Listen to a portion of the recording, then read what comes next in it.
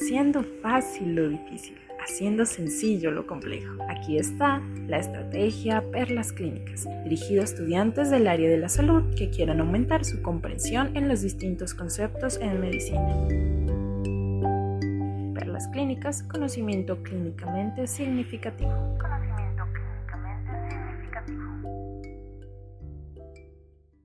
Profe, mucho gusto, ¿cómo está? Mucho gusto, ¿cómo te va? Bien, bien, yo soy Pablo Restrepo, soy estudiante aquí de la facultad y quería que conversáramos un rato al respecto pues de un tema que es la hipertensión que me parece que es chévere, es importante y conversemos un poco al respecto. Mi nombre es Julián Rondón, yo soy médico internista del Hospital Alma Mater y profesor del Departamento de Medicina Interna de la Universidad de Antioquia. Mucho gusto. Mucho gusto, profe. Profe, yo quería que iniciáramos, obviamente la idea tampoco es que usted me explique a mí qué es hipertensión, porque bueno, no diría, no, es que estudiante de medicina ya sabe, ¿cierto? Pero sí tengo una cuestión que en una rotación una paciente llegó y me preguntó como que yo le dije pues que tenía la presión alta y así, y ella me preguntó que cómo así, que eso qué era, y digamos que yo sí le supe explicar, pero en cierta manera no sé hasta qué punto me hice entender de ella, ¿cierto? Entonces, digamos, ¿usted cómo me explicaría a mí qué es la hipertensión? Así yo también yo sé, para escenarios futuros. Claro, Pablo, mira, la hipertensión arterial en términos sencillos es la fuerza que ejerce la sangre sobre los vasos sanguíneos una vez es bombeada por el corazón. Se trata del principal factor de riesgo cardiovascular en el mundo y, como bien sabemos, es una enfermedad silenciosa que va dañando los vasos de cualquier diámetro. Independientemente de su diámetro, va afectando su funcionalidad. Entonces, para efectos prácticos y sin llegar a establecer una cifra tangencial, la hipertensión arterial nos va a acompañar en algún momento de la vida. Sabemos que los vasos sanguíneos van a perder esa capacidad de distensibilidad y con los años el ser humano va a llegar a ser hipertenso. La clave nuestra va a ser identificar los pacientes hipertensos tempranamente e impactar en los desenlaces cardiovasculares, dentro de los que tenemos, por supuesto, la enfermedad cerebrovascular, la enfermedad cardiovascular y la enfermedad renal crónica.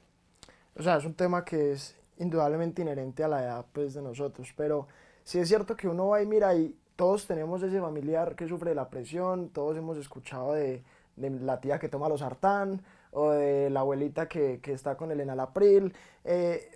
Digamos que no todos son así personas mayores, uno ya también puede llegar a escuchar gente pues así conocida, cercana que tiene hipertensión. Y entonces me parece curioso porque entonces también debe haber otros escenarios donde la presión se pueda elevar y no necesariamente tiene que ser una persona mayor. Muy importante eso que mencionas, Pablo. Hay un grupo de pacientes jóvenes hipertensos que por definición son el blanco donde nosotros como médicos debemos saber interpretar hallazgos, ¿sí?, al examen físico y demás, que nos sugieran una causa secundaria. ¿Y por qué es relevante conocer esto? Porque la hipertensión arterial, o al menos un buen número de causas de hipertensión arterial secundaria, se pueden revertir. Distinto a lo que la gente cree, ¿cierto? La hipertensión arterial se puede revertir y sobre todo en algunos escenarios puntuales de hipertensión arterial secundaria. Por mencionarte algunos, una enfermedad muy frecuente en nuestra población, que es la apnea del sueño. La apnea del sueño, que distinto a lo que antes se creía, no es una enfermedad solo descrita, digamos, en pacientes obesos, sino que incluso pacientes jóvenes pueden tener trastornos del sueño que condicionan que esa hipertensión, esa presión arterial que cambia durante el día, porque es la presión arterial es una durante el día y otra durante la noche. Por lo general durante la noche esa presión arterial tiende a descender y en eso tienen que ver muchas hormonas contrarreguladoras, por supuesto el cortisol siendo la más importante. Eso hace que pacientes con apnea del sueño no tengan ese comportamiento de cifras tensionales durante la noche. que es lo que se conoce como efecto Dipper.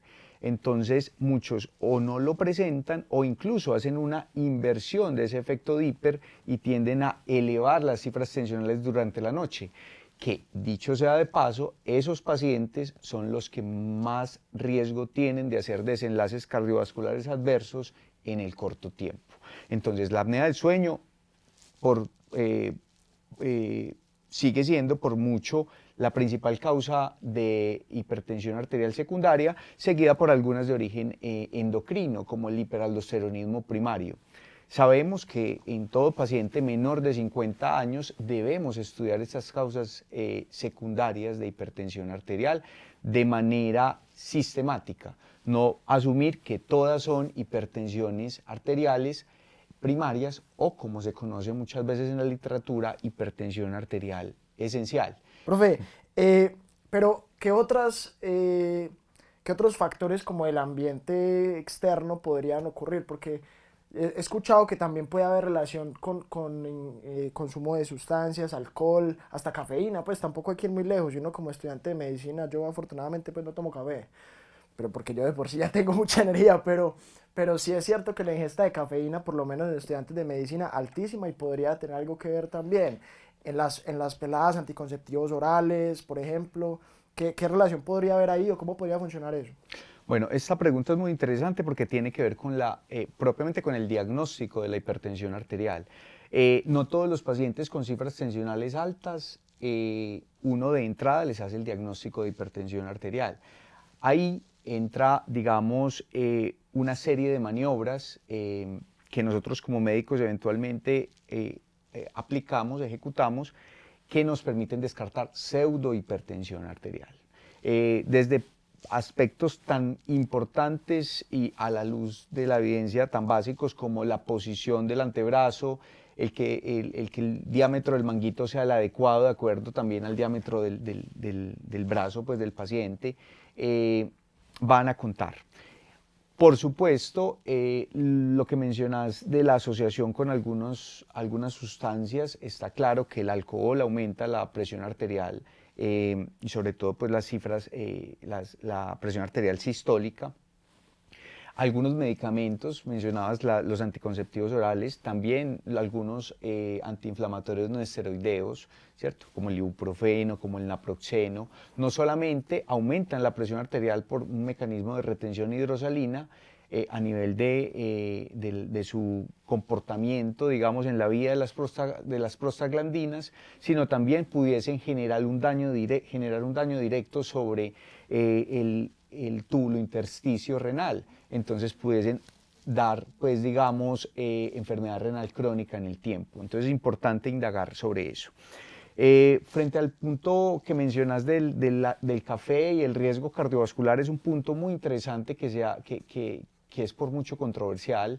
Al principio se creía que al aumentar esta disponibilidad de metilxantinas, que es lo que generalmente relacionamos con ese aumento, pues esa hiperactividad simpática, pudiese tener un mayor riesgo cardiovascular el paciente que consume o la persona que consume habitualmente café. Pero mira que eso no es tan cierto. Ya con el tiempo los estudios han desmitificado esa asociación entre la cafeína y el riesgo cardiovascular. Entonces, incluso algunos estudios lo plantean como un factor protector, al igual que el consumo de vino tinto. Tranquilidad a todos los estudiantes de medicina. Tranquilidad, por supuesto. Lo que sí tenemos que, enfrentar es el consumo de estas sustancias, de estas bebidas energizantes que claramente sí tienen un riesgo, no solamente a nivel de la tensión arterial, sino también del ritmo cardíaco, ¿cierto? El estímulo directo sobre este nodo sinusal pudiese eventualmente llevar a la presentación de taquicardias, de taquiarritmias incluso. Centrémonos entonces, profe, en el diagnóstico. ¿Qué pruebas vamos a hacer? ¿Cómo vamos a determinar? Porque usted me dice, no todas las cifras tensionales altas nos van a dar el diagnóstico, ¿cierto? Entonces, ¿cómo vamos a hacer ese enfoque ahí? ¿Tenemos que descartar unas cosas antes? ¿Tenemos que hacer unas pruebas específicas? ¿Cómo vamos en esa parte? Bueno, la posición, como te mencionaba, del antebrazo va a ser fundamental, ¿sí? Lo ideal es tomar la presión arterial en distintos momentos durante varios días, ¿sí? Que el paciente no haya ni fumado ni consumido alcohol.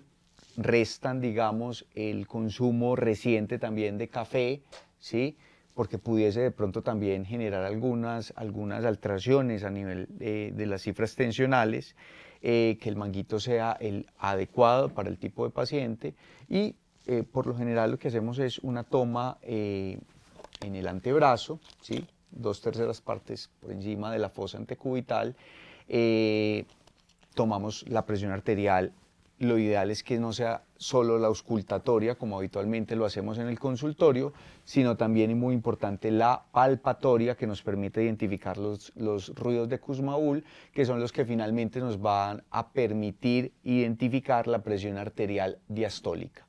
Una vez hecho esto, ya consignamos, ¿cierto?, las cifras tensionales. Ahora, habitualmente se toma como cifra diagnóstica una presión arterial sistólica por encima de 140 y una diastólica por encima de 90 como el diagnóstico de hipertensión arterial. Pero ojo, hay unos fenotipos de hipertensión arterial que debemos también saber interpretar. Y acá es importante hablar de la hipertensión arterial de bata blanca y la hipertensión arterial enmascarada. ¿A qué se hace referencia con la hipertensión arterial de bata blanca? Son pacientes que durante la consulta médica elevan sus cifras tensionales y en su casa no necesariamente las elevan. Distinto, ¿sí?, a la hipertensión arterial enmascarada, donde sucede exactamente lo contrario. El paciente tiene unas cifras tensionales en metas en el consultorio y en el domicilio eventualmente las elevan. ¿Qué nos va a permitir diagnosticar o sospechar una cosa u otra? Lo que denominamos el daño de órgano blanco. Entonces ahí es bien importante, si estoy frente a un paciente con factores de riesgo cardiovascular, paciente sedentario, obeso, ¿cierto?, que tiene malos hábitos alimenticios, naturalmente yo debo hacer unos exámenes básicos que me permitan identificar si el paciente tiene o no algún daño, digamos, preclínico que todavía no se ha manifestado, por decir algo, una proteinuria persistente en el uroanálisis que me permita rápidamente decir, hombre, este paciente yo creo que es hipertenso. De ahí lo importante de complementar el diagnóstico, y nos lo mencionan mucho las guías vigentes, con un monitoreo ambulatorio de la presión arterial, ¿cierto?, que es un registro en 24 horas de las cifras tensionales que nos permite identificar si el comportamiento de ese paciente durante el día corresponde, ¿sí?, a una verdadera hipertensión arterial, y muy importante lo que te mencionaba recién, cómo es el comportamiento de esas cifras tensionales durante el periodo nocturno. Lo de la bata blanca es muy interesante. Yo estoy a esto de que no me vuelvan a dejar donar sangre en el San Vicente porque siempre me toman la presión, estoy altísimo. pero precisamente también debe ser un tema relacionado pues por la contextura física mía, que soy una persona deportista activa, que no genera mucha alarma pues cuando las enfermeras ven esos niveles de presión que me arroja a mí siempre el monitor, precisamente porque a lo mejor es un tema más psicológico en el momento, ¿cierto? Puede ser. Profe, tenía la duda también, ¿cuáles van a ser esas cifras de presión que nosotros estemos siempre alerta, que nosotros tengamos en consideración, que sea más borderline, que uno diga? Porque yo tengo en la cabeza unas cifras que son claras, pero al mismo tiempo es cierto que cuando uno lee distintas guías, las cifras cambian. No es lo mismo leer de la sociedad americana que leer de la europea, ¿cierto? Entonces, ¿cómo maneja usted ese tema? Bueno, es una pregunta interesante que tiene que ver con las publicaciones que han salido al menos en los últimos 5 años. Tenemos como definición general de hipertensión arterial indistinta, ¿cierto?, sin tener en cuenta la edad y otros aspectos como las comorbilidades, que son bien importantes, cifras tensionales por encima de 140/90. Y como lo ideal, cifras tensionales por debajo de 120/80. Pero entonces tenemos un rango, ¿cierto?, una zona gris, denominaríamos nosotros, justamente entre esas cifras tensionales. ¿Qué pasa entonces con los pacientes que están entre 120 y 140 de presión arterial sistólica? y entre 80 y 90 de cifras tensionales diastólicas. Pues bien, en este punto la literatura lo que menciona es, hay que individualizar muy bien a quién le estoy tomando la presión. Está muy claro que para el paciente diabético, por ejemplo, tener cifras tensionales por encima de 130, 80 incluso, pudiese aumentar el riesgo de desenlaces adversos, sobre todo desde el punto de vista renal. Entonces, digamos que con el tiempo han aparecido otros estudios, por ejemplo el estudio SPRING, que nos reduce un poco, nos baja un poco ese umbral diagnóstico y nos impulsa, digamos, de manera sistemática a tener un mayor control de las cifras tensionales en las poblaciones que habitualmente nosotros vemos. Pero ¿qué pasa? Sabemos por fisiología, pues que las cifras tensionales son unas antes de los 65 años y otras después de los 65, y que hay varios factores que van a participar ahí. Entonces no es lo mismo ser, digamos, bastante cuadriculado en el control de cifras tensionales en el adulto mayor e incluso en el anciano muy anciano, definido por encima de los 80 años, porque el riesgo de efectos adversos de la medicación empieza a prevalecer sobre los desenlaces cardiovasculares que queremos impactar. Entonces, para concluirte la pregunta, me parece que es bien importante individualizar el manejo de la hipertensión arterial, saber qué paciente tengo al frente, y por supuesto el uso de medicamentos va a estar guiado, ¿cierto?, por el tipo de enfermedades de base del paciente. Entonces vamos a tratar a esos pacientes, listo. Tenemos el diagnóstico, descartamos pues que no vaya a ser una cosa distinta, descartamos pues que precisamente sea una hipertensión arterial de lo que estamos, ya sea primaria o pues esencial o secundaria. Los mandamos a trotar, los ponemos a comer saludable. ¿Qué hacemos con ellos, profe?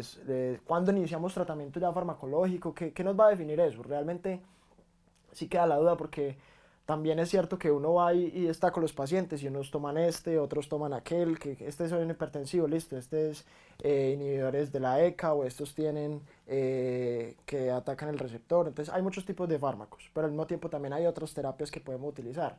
¿Cómo definimos? ¿Qué hacemos? ¿Cómo vamos a hacer esa parte? Bueno, antes de pasar, digamos, al arsenal terapéutico que tenemos disponible para tratar la hipertensión arterial, es importante mencionar que hay unas medidas no farmacológicas que son claves. Y en esto no es solamente el incentivar la actividad física regular, sino también, y muy importante, estos buenos hábitos dietarios que van a disminuir las cifras tensionales en el tiempo. Destaco primordialmente dos: el consumo de sal, hasta 2 gramos en el día deberíamos consumir de sal, y la dieta DASH. La dieta DASH, que es una dieta que tiene mucho que ver con el consumo de nueces y pues de otros frutos secos, incluso incluidos habitualmente en la dieta mediterránea, por ejemplo, siendo conscientes de que no todas las personas van a tener el acceso, digamos, a este tipo de dieta.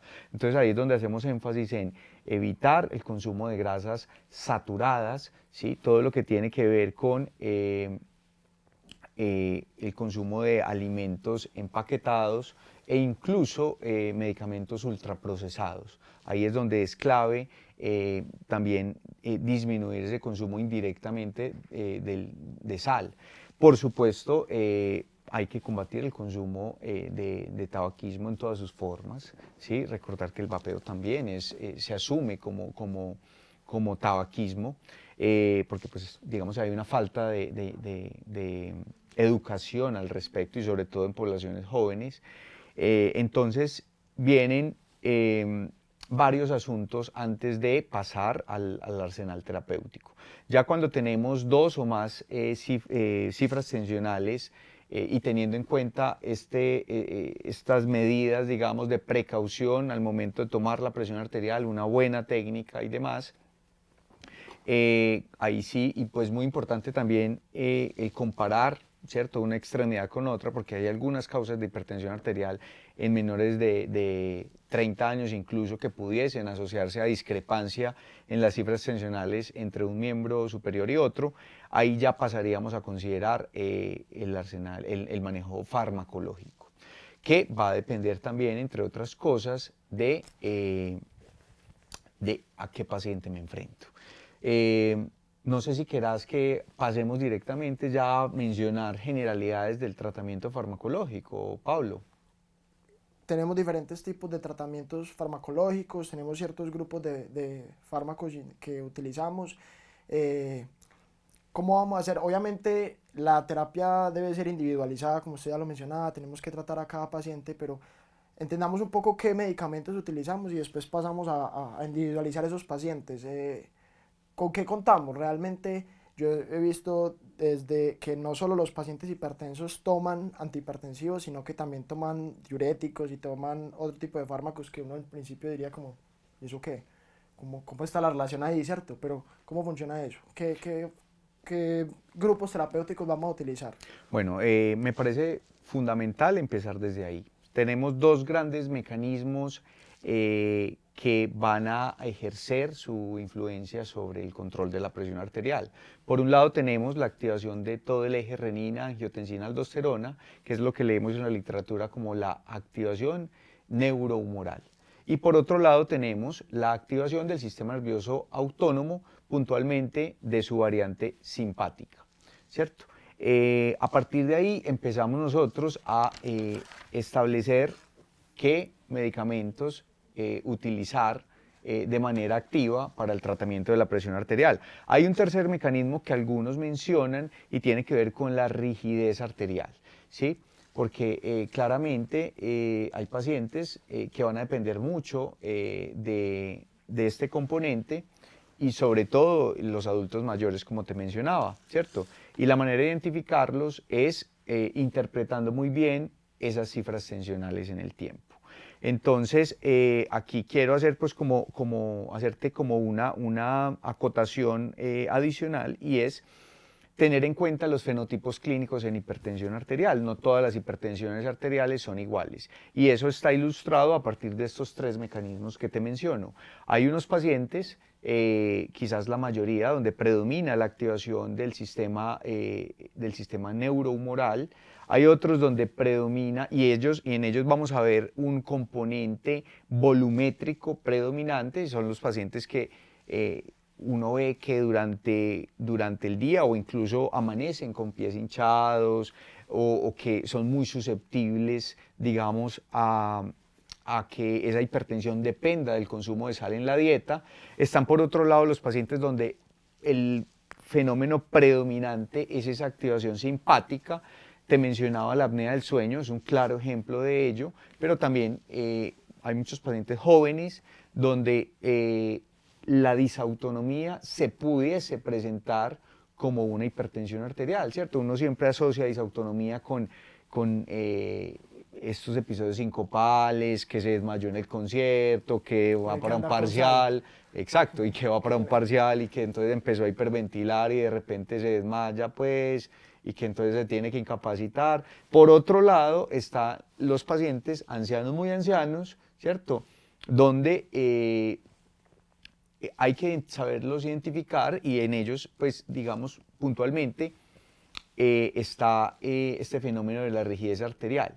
De ahí que sea bien importante lo que te mencionaba ahora, de las maniobras de medición de la presión arterial palpatoria, ¿sí? Porque a veces esa rigidez que se traduce, pues, como una transmisión, digamos, de esos ruidos a nivel de la arteria radial, que es lo que conocemos en la literatura como maniobra de Osler, me va a permitir predecir que el paciente, ojo, puede ser que esté predominando la rigidez arterial.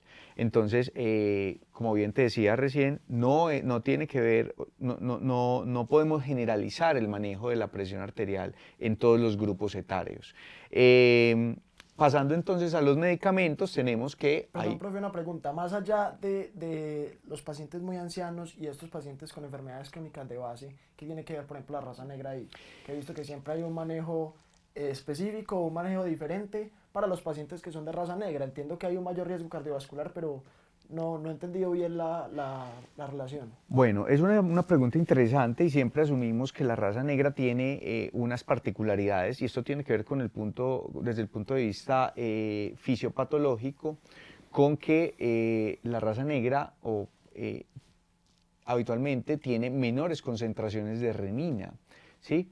Entonces, el tener menos concentraciones de renina los hace más susceptibles a que el restar el consumo de sal en la dieta nos permite incluso encontrar cifras tensionales normales después de hacer una intervención tan básica como esa, que entra dentro de todo estas medidas no farmacológicas. Entonces, eso por un lado. Por el otro lado, la evidencia nos ha mostrado que en ellos puntualmente, si bien los fármacos de elección en todo paciente hipertenso, a grosso modo, son los que tienen que ver con la modulación de esta activación neurohumoral, puntualmente dos, los antagonistas del receptor de angiotensina 2, prototipo losartán, y los inhibidores de la enzima convertidora de angiotensinógeno, prototipo enalapril. Entran ahí otros grupos de medicamentos. En la raza negra es mayor la evidencia con los calcioantagonistas y precisamente porque se intenta es modular en ellos, ¿cierto?, la presión arterial de manera descrita por vías periféricas, ¿cierto? Sabemos que los calcioantagonistas, como su nombre lo indica, tienen un efecto directo sobre los canales de calcio a nivel del endotelio vascular de los vasos periféricos. Entonces en ellos los estudios clásicos, como por ejemplo el CREOLE, que comparó la asociación de un calcioantagonista combinado con un IECA versus un IECA combinado con un diurético tiacídico, demostró que definitivamente el formular calcioantagonistas en esta población nos va a garantizar de alguna forma un mayor riesgo, un mayor control de las cifras tensionales. Esa es la razón, ¿sí? Son hiporreninémicos. Perfecto. Profe, entonces listo, tenemos todos estos TAN, que son los que actúan sobre el receptor de angiotensina 2. Tenemos estos que terminan en PRIL, entonces valsartán, losartanes, en el PRIL, en el alapril, había otro que ya no me acuerdo cómo se llama. Lisinopril, captopril. Eso, que son todos estos que actúan sobre la enzima convertidora de angiotensina. Correcto. Tenemos los calcioantagonistas, me había mencionado también. ¿Cómo más? Entonces, ¿cuáles son esos grupos que vamos a manejar? Bueno, entonces tenemos, ya mencionabas los ARA2 y los IECAS, hablábamos entonces de los calcioantagonistas se dividen a su vez en dos grandes grupos, los dihidropiridínicos y los no dihidropiridínicos. Dentro de los dihidropiridínicos tenemos el amlodipino, ¿cierto? Y el nifedipino. Y dentro de los no dihidropiridínicos tenemos el verapamilo y el diltiazem. Diferencias a grosso modo entre uno u otro. Los dihidropiridínicos, amlodipino y nifedipino, son los que cumplen esta función que te comentaba recién, ¿cierto? Disminuyen esa resistencia vascular periférica a nivel periférico, ¿cierto? Como su nombre pues lo acaba, es algo de redundancia, pero pues es esto. Y por otro lado, entonces los no dihidropiridínicos tienen un mayor efecto sobre el nodo sinusal y tienen la característica de ser cronotrópicos negativos. No son buenos antihipertensivos en realidad, a pesar de que todavía nos encontramos pacientes en nuestra práctica habitual manejados con verapamilo y a dosis bastante altas. Entonces el riesgo en ellos de un bloqueo auriculoventricular avanzado es mayor, ¿cierto? Desde el punto de vista teórico. Entonces lo que hacemos es rápidamente rotarlos de calcio antagonista, no sin antes confirmar que el control de las cifras tensionales sea óptima y por supuesto tamizar para trastornos del ritmo con un electrocardiograma de superficie de 12 derivaciones. Y esto en el caso pues de que pensáramos en monoterapias con digamos antihipertensivos así, pero siempre veo que la monoterapia no es como la primera línea de manejo de estos pacientes, sino que normalmente también hay una terapia que se combina con diuréticos de ASA como la furosemida o diuréticos tiacídicos. ¿Cómo funciona esto? ¿Siempre es así? ¿Cuándo empezamos con la monoterapia? ¿O si empezamos alguna vez con la monoterapia, ¿cómo va esa parte, profe? Bueno, en este punto también importante mencionar que apenas una tercera parte de los pacientes hipertensos, y hablo en general de la población general, se van a controlar con monoterapia, es decir, con un solo fármaco. Dos terceras partes o incluso más son los que van a controlarse con al menos dos fármacos, ¿cierto? Y de ahí la tendencia a que cada vez prescribamos más medicamentos que combinan un medicamento con otro. Estaba mencionándote de las familias de antihipertensivos, hablábamos de los IECAs y los ARA2, hablábamos de los calcioantagonistas, pero hay un cuarto grupo bien importante en el control de la presión arterial, que son los diuréticos tiazídicos, y muy importante unos que están recién saliendo, apareciendo en el mercado y cada vez más disponibles, que son los tiazida-like, ¿cierto? O diuréticos similares a la tiazida. Dentro de estos tenemos dos, la indapamida y la clortalidona.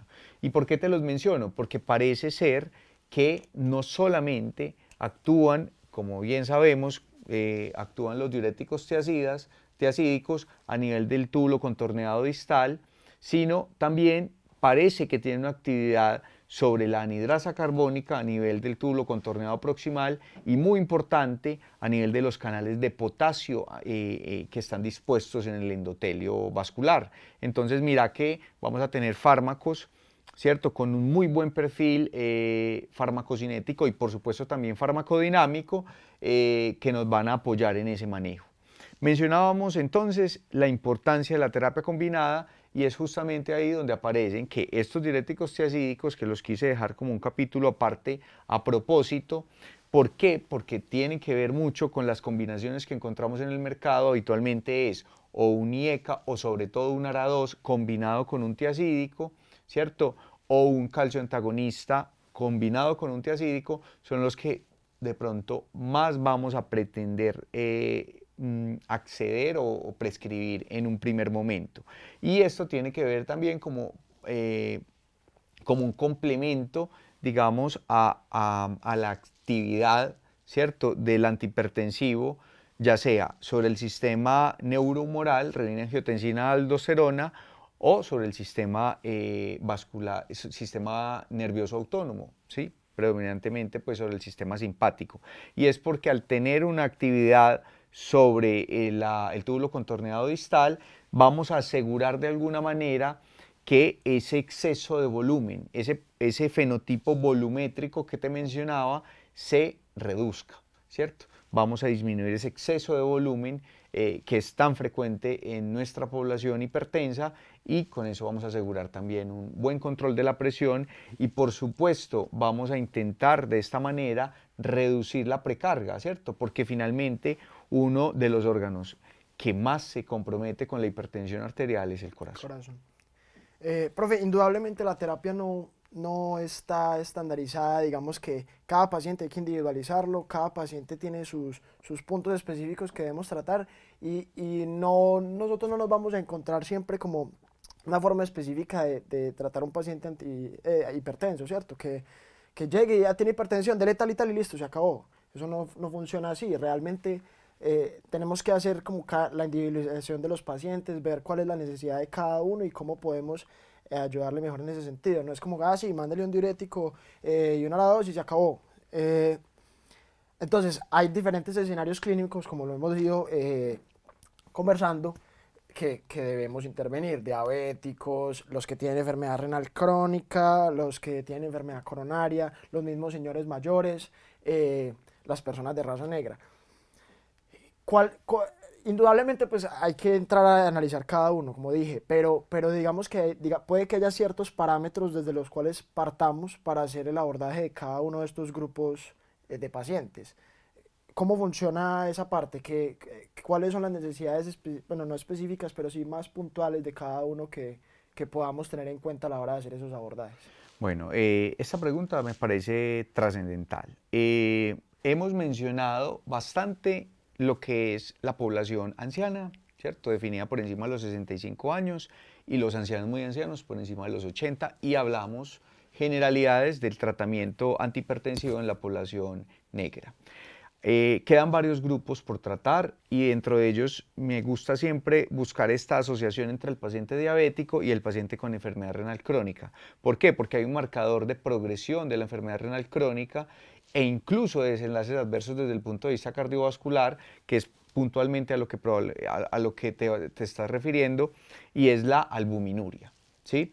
Hablamos de albuminuria albuminuria por debajo de 30, entre 30 y 300 gramos por miligramo, hablamos de albuminuria, ¿cierto?, moderada, y lo que antes se conocía como macroalbuminuria es por encima de 300 miligramos gramo. ¿Qué pasa? Hay unos grupos de medicamentos que tienen mayor evidencia y sobre todo te sitúo puntualmente en la población diabética, donde tanto los IECAS como los ARA2, pero puntualmente los ARA2 han demostrado un mayor efecto antiproteinúrico, ¿sí? Parece que tiene que ver con la modulación de algunos péptidos a nivel del mesangio, ¿sí?, que es todo este sistema de vasos ultra especializados en el filtrado de la sangre, y ahí puntualmente pues el losartán, digamos, como bien lo respaldan algunos estudios clásicos como el ACCOMPLISH, ha demostrado superioridad respecto a los IECAS, ¿sí? Además porque pues hay otro tipo pues de mecanismos descritos, entre esos pues también la modulación, si es sobre la arteriola aferente, eferente, pero en términos prácticos diríamos, los ARA2 tienen mayor efecto antiproteinúrico que otros agentes antihipertensivos. Entonces de ahí que sea relevante su uso en el paciente con enfermedad renal crónica y sobre todo pues en el paciente diabético, donde queremos impactar puntualmente ahí.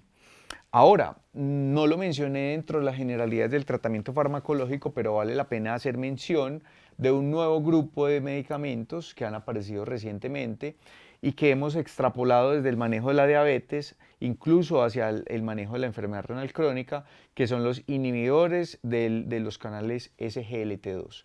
Recordar que los inhibidores de SGLT2 están dispuestos a nivel del túbulo contorneado proximal y se encargan de ese cotransporte entre glucosa y sodio, ¿cierto?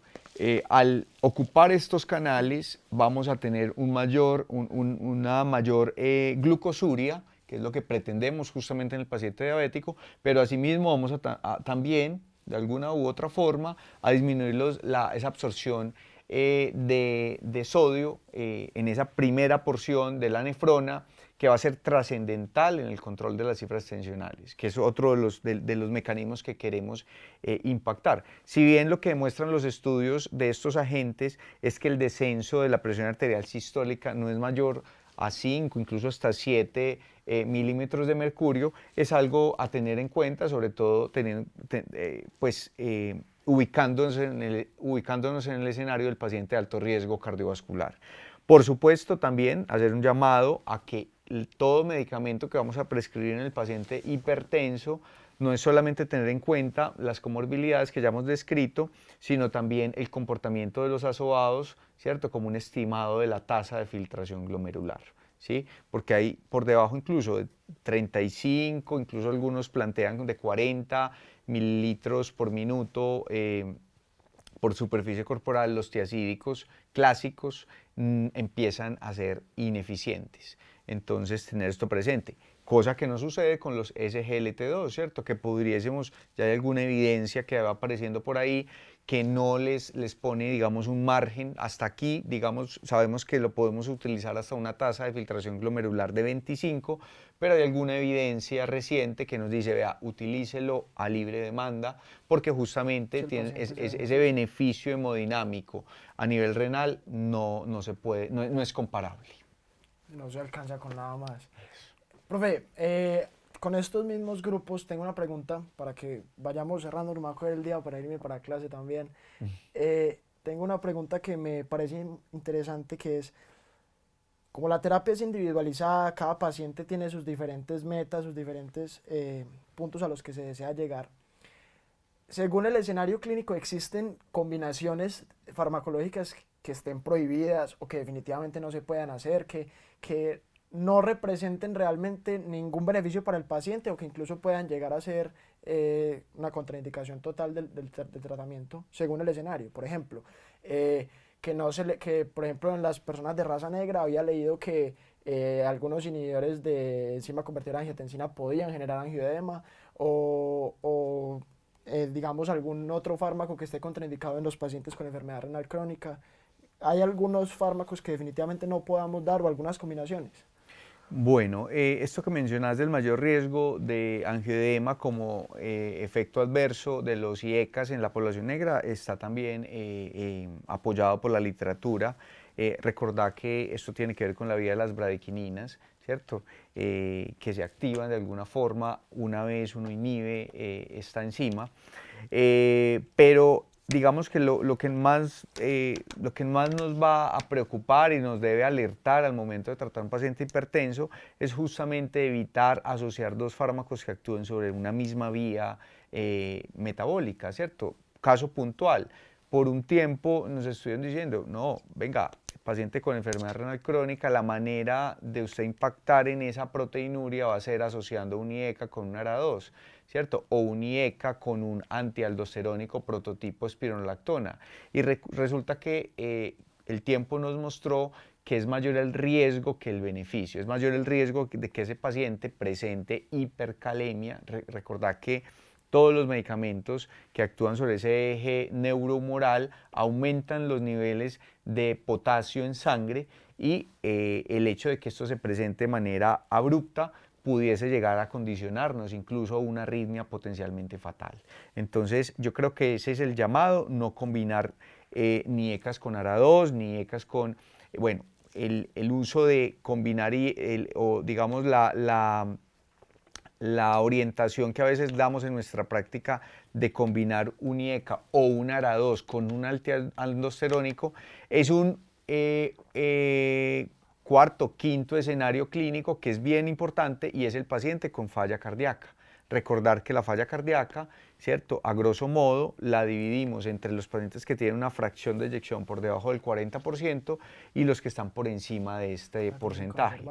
Entonces, los pacientes que están por debajo del 40% es donde eventualmente vamos a utilizar o un IECA o un ARA2 con un antialdosterónico. ¿Buscando qué? Buscando un beneficio adicional en mecanismos de remodelación del miocardio, ¿cierto? Evitar que ese miocardio se dilate y que esto lleve a que se disminuya en el tiempo la presión arterial y que se generen algunas válvulas, algunas valvulopatías, ¿cierto? Justamente por esa remodelación. Entonces, ese es otro escenario que me parece importante que vayas y lo repases. ¿Cómo trato la presión arterial en el paciente con falla cardíaca? ¿De qué dependerá? Porque empiezan a aparecer un montón de fármacos nuevos que nos van, digamos, de alguna manera ampliando este arsenal terapéutico. Entonces, dicho sea de paso, beta bloqueadores, por favor, no como primera línea de tratamiento, a no ser que el paciente tenga falla cardíaca, a no ser que el paciente tenga una arritmia como la fibrilación auricular, que es la arritmia más frecuente en los adultos, y escoger muy bien el tipo de beta bloqueador, ¿cierto? Antes veíamos mucho paciente por ahí hipertenso con atenolol o con propranolol, que son beta bloqueadores no selectivos, pero pues sabemos que el que tiene mayor evidencia en el paciente hipertenso y con falla es el carvedilol, ¿cierto? Entonces, orientar muy bien este tratamiento. Vienen apareciendo otros fármacos, otros beta bloqueadores que no son tan disponibles como el nebivolol, que te recomiendo mucho que lo repases para que tengas, digamos, un margen más amplio en este espectro de los beta bloqueadores. Perfecto. Profe, consideraciones finales, 2 puntos claves ya para terminar. Metas en el tratamiento antihipertensivo. No todos vamos a esperar que nos lleguen a los mismos valores de presión.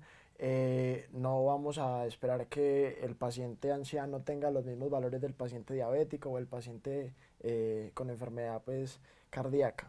¿Cómo vamos a hacer esa determinación? Bueno, en términos generales, yo diría que las metas van a ser siempre mantener la presión por debajo de 130-80, ¿sí? Por supuesto, un mensaje clave debe ser: el tratamiento es y siempre será individualizado, porque no podemos exponer al paciente a los riesgos de una terapia, digamos, demasiado rigurosa. Mencionábamos lo de la población especial de los ancianos. En ellos incluso uno pudiese llegar a contemplar la monoterapia como una alternativa, porque no podemos pretender que el paciente anciano llegue a cifras tan irrestrictas como 120, 80, pero puede pasar, ¿sí? Y tener muy en cuenta en el paciente hipertenso también, una vez lo vemos en un escenario urgente, un escenario, digamos, de una descompensación aguda de alguna de sus enfermedades de base, interpretar muy bien cuándo esa presión arterial está en un margen que nos hable de una probable crisis hipertensiva, o por el contrario, ¿cierto? Un paciente que, a la luz de lo común, pudiésemos decir, es una presión arterial normal, pero resulta que ha sido un paciente persistentemente hipertenso en el tiempo. Entonces, de ahí también el llamado a tener como un registro, un seguimiento bien estricto de esas cifras tensionales, y por supuesto, y nunca menos importante, indagar por daño de órgano blanco, evaluar muy bien retina, evaluar indirectamente riñón, evaluar corazón, y reforzar siempre las medidas no farmacológicas. Profe, hoy discutimos hipertensión arterial. Probablemente más adelante voy a llegar con un poco de preguntas y cuestiones referente a otro tipo de escenarios clínicos que me parecen supremamente interesantes. De todas formas, le agradezco mucho por el espacio. Muchísimas gracias por haberme resuelto tantas dudas. Definitivamente es un espacio que me ha aclarado mucho y esperemos poderlo repetir. Claro que sí. Le agradezco mucho por su tiempo, por su paciencia, por su buena disposición, y no, qué bacanería poder tener este tipo de espacios. Muchísimas gracias. Con gusto, Pablo. Que esté muy bien, que estés bien, hombre.